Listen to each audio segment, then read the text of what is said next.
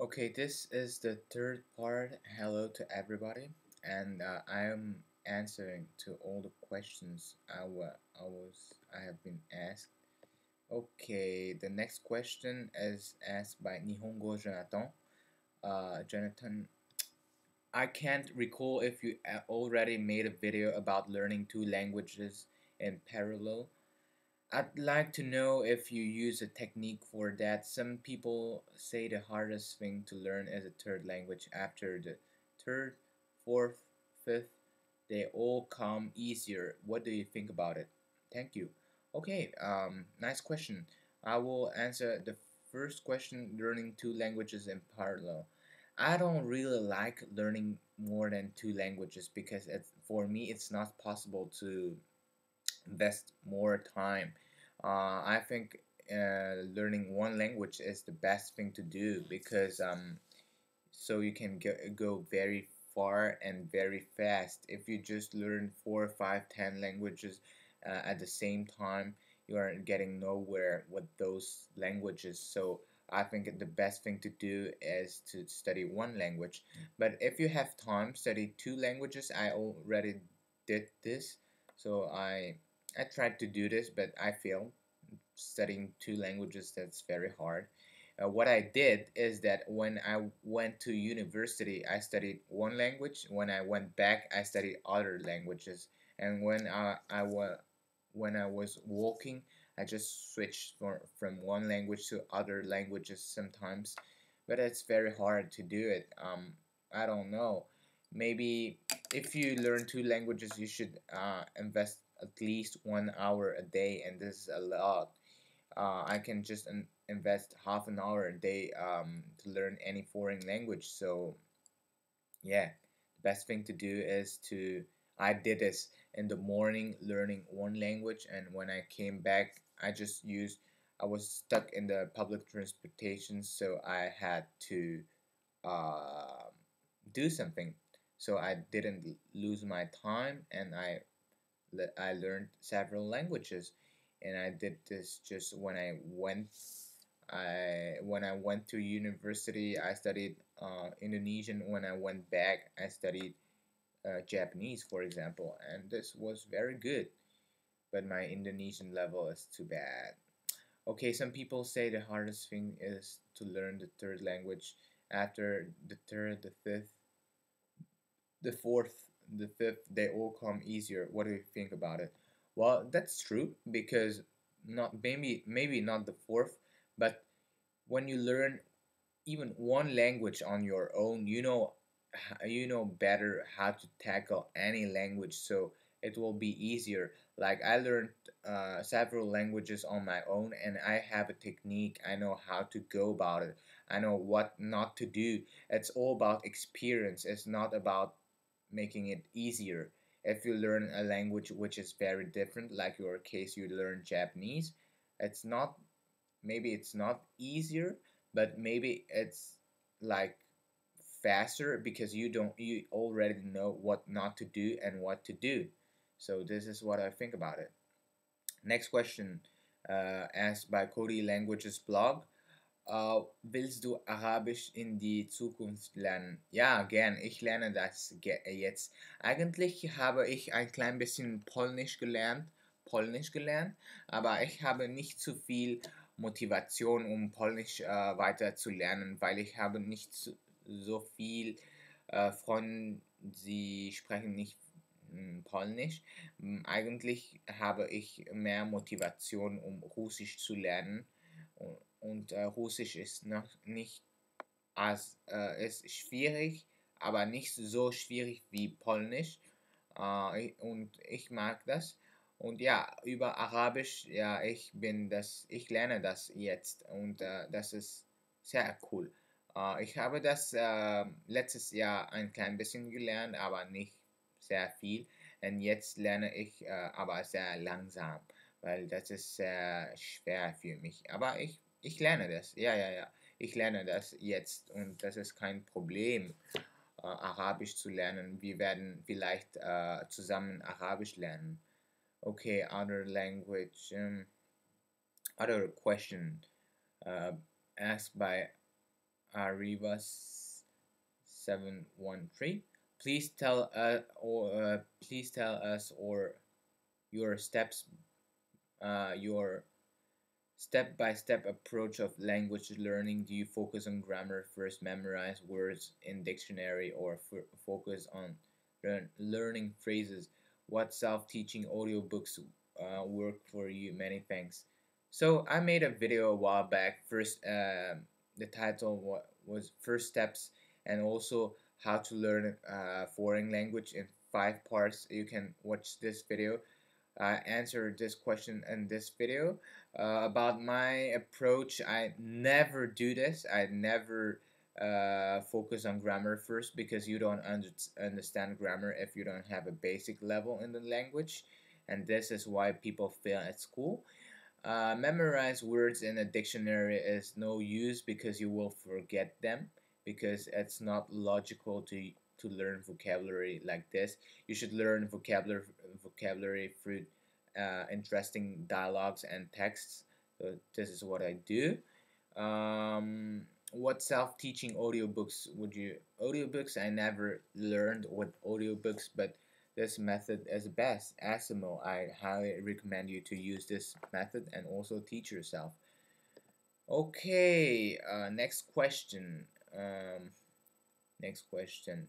In THU, le đợt chị mi cay le đợt chị mi cay 我始終冇姐咪我陣起來我在意姐咪嘅我在意真濟事物件我姐白好還有姐迄個青面就是我唔知伊是意大利人是用咩面做嘅迄個面好我姐青面即個還有淋一個正落去我感覺袂毛食，但是食了較濟了我還有食一撮兩粿，然後感覺哇，我食了飽死，我去聽一個電視好了就，我感覺還是真飽了，我就運動一件就對了。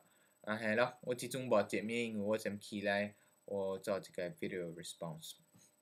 Okay. Next video. Next question. Expat Carrie, who was learning Korean and French. Qu'est-ce que tu veux faire avec tous vos langues? Est-ce que c'est pour faire les vacances ou pour le travail ou bien parce qu'il te plaît? Ok.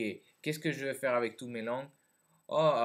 C'est juste une question culturelle. J'aime bien vraiment communiquer avec les gens du monde entier et éviter de parler anglais avec les gens dont l'anglais c'est pas la langue maternelle. C'est vraiment mieux que parler l'anglais vu que on découvrira beaucoup de choses, les gens se sentiront à l'aise et l'amitié s'installe facilement. Donc j'aime bien apprendre les langues pour cette raison. Pour les vacances, pas vraiment, mais ça peut être un plus, ça peut être super chouette si par exemple je vais au Japon et je parle japonais, c'est beaucoup mieux que si je parlais pas japonais. Je serais coincé dans tous les cas si je parlais pas japonais.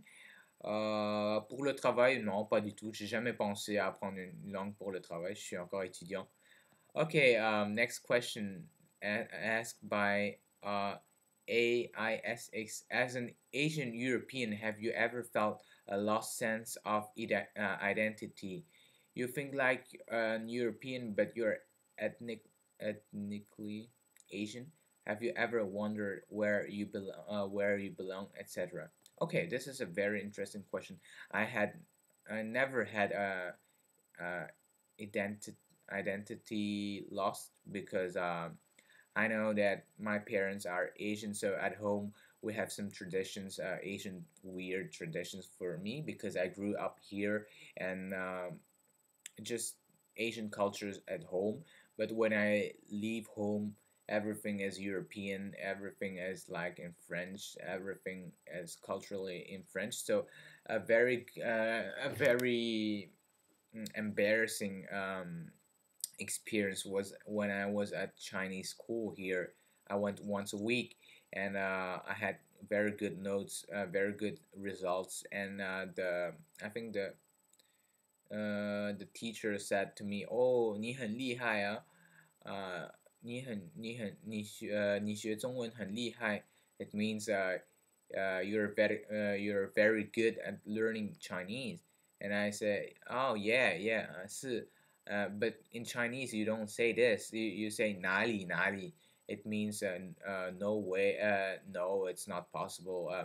It's like a way of showing your uh, humility and not to show off. And I didn't know because in here in European culture, when someone say that you're able to do something special, or what you say, you just say thank you, oh yes, like this. But in Chinese culture, you don't say like this. Like in Japanese culture, you also don't say like this. You say oh, you downplay your abilities. And I didn't notice, so a little bit lost of identity at that time. And yeah, I feel more European because I grew up here. I mean, all my friends are from different countries, from Indonesia, from Philippines, from Russia, from Africa, from all continents. I just don't have American friends here. And loss of identity, no, never, except this time. And when I went to Asia, well, uh, when I went to Asia, I felt more European because I didn't know how to behave myself in a metro station. So you have to line up in Taiwan. I didn't know this. And when you go down the escalators, you have to put yourself at the right side. I didn't know it.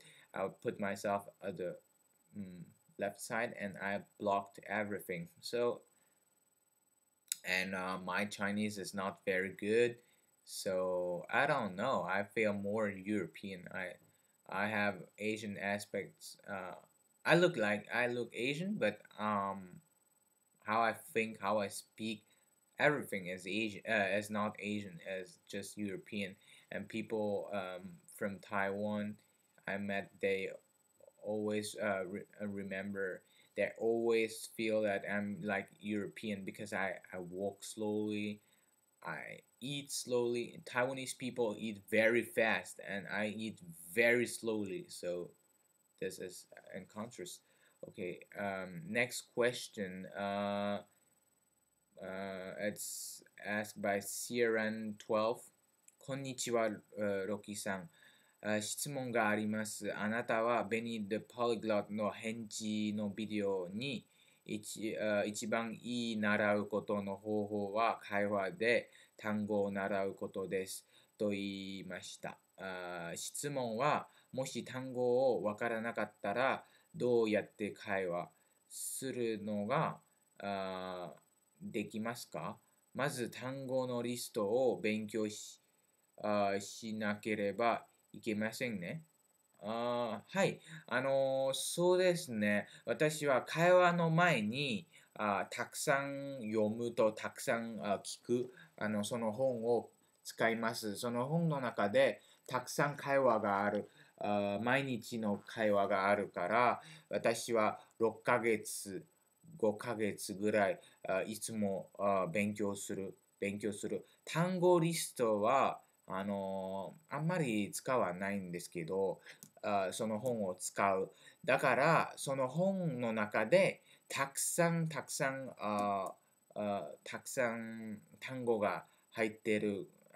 だから、私は、単語が知らなかったら、その人に私の母語で聞きます。例えば、私はドイツ語で喋って、いくつかの言葉、ドイツ語でわからなかったら、フランス語で尋ねます。その人に尋ねます。単語リストはあんまり効果的じゃない。いつも忘れる。一番面白い、テキストの中でたくさん単語を使う。準備してください。会話の前、たくさん読むとたくさん聞くのは一番面白い、一番効果的な方法です。ありがとうございました。